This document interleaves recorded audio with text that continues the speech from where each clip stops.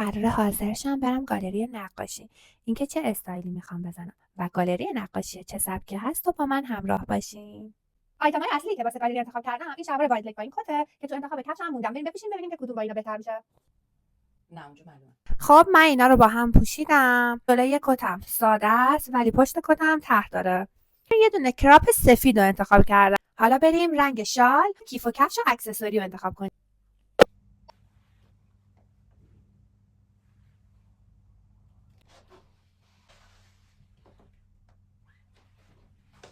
اکسسوریایی که برای گالری انتخاب کردم طلا هستن چون می‌خواستم که استایلم نیمه فرمال باشه. از ترند امسال این گلای جذاب هم نباید غافل بشیم. با من حالا بیاین بریم گالری رو ببینیم.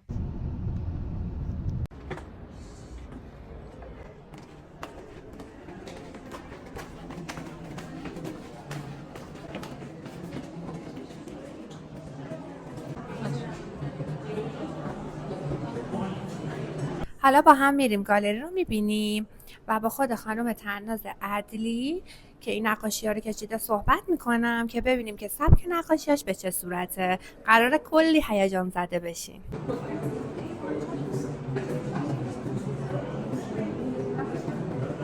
نقاشیاتون کلا چه سبکیه و اینکه کلا کارتون از کجا ایده میگیرین؟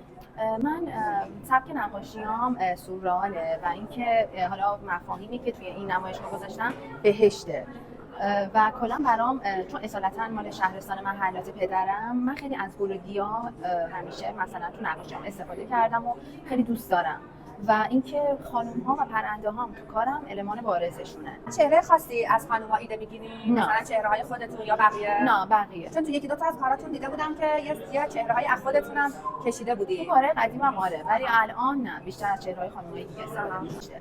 مثل بهشته. مرسی خیلی ممنون. وقتتون رو میگیرم. واسه سوال دیگه ای داشتم ازتون می‌پرسم.